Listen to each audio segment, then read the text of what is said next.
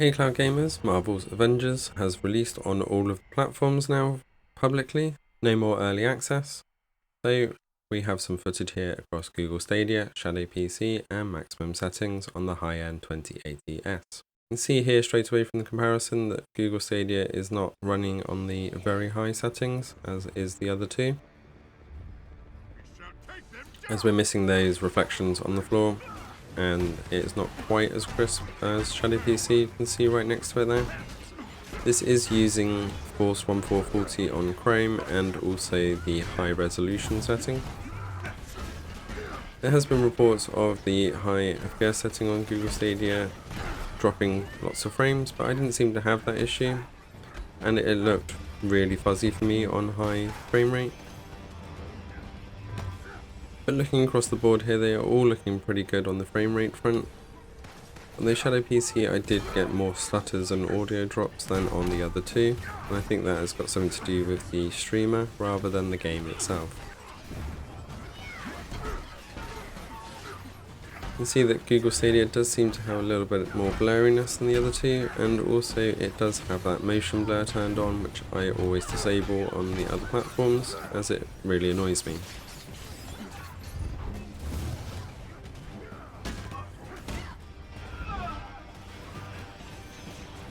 All in all, Marvel Avengers looks great on all of the platforms here. And we'll move into some singular footage in just a second. But side by side, you can really see the difference between Stadia, Shadow PC and the high-end maximum settings there. Moving to just some Google Stadia footage. If it wasn't for that motion blur, I think it would look a lot better. You can still see a little bit of fuzziness on the character. But bear in mind this is the Chrome footage, which is always worse than the Chromecast Ultra, and I will be able to start capturing my Chromecast Ultra footage soon, so we can start comparing that a little bit better. Although most of my time is spent on my PC with Stadia, the Chromecast Ultra does make that experience so much better.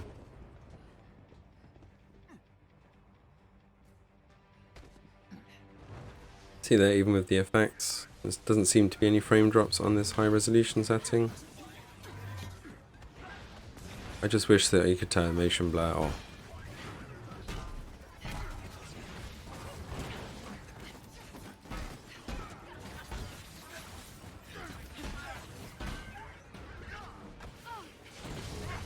Even with the heavy action, Google Stadia doesn't falter. So I'm not quite sure what issues people were having with the high resolution frame drops, but it definitely seems to be a better way to play for me. Although some people do find that switching to the high frame rate was better for them on the Chromecast Ultra, and the quality wasn't that much different.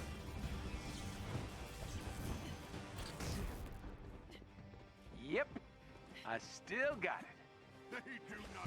As we move over to Shadow PC, you can see these reflections straight away, and the sharpness on the character is a little bit better than on Google Stadia. But I did keep getting these audio drops and frame stutters, which you'll see in the frame drops there on the overlay that keeps popping up, as I had to keep checking that I wasn't going crazy and that it wasn't the game, it was the actual streamer itself. So your mileage may vary with Shadow. They have updated their streamer recently, so they may just be having a few issues there, but it did make the experience quite annoying for me. You can see I was getting quite regular frame drops, even though the frame rate and the bandwidth was quite okay. And even disabling the low bandwidth mode, which keeps the H.265 codec, which is a lot better for Metal on Max, didn't seem to make a lot of difference. As long as you get that stream quality okay, Shadow is a good way to play the game, and it can handle very high settings quite happily. Just when there's a lot of action, the streamer seems to be struggling a little bit, and hopefully they get that sorted, or maybe you can run at better settings than I do and not have those issues.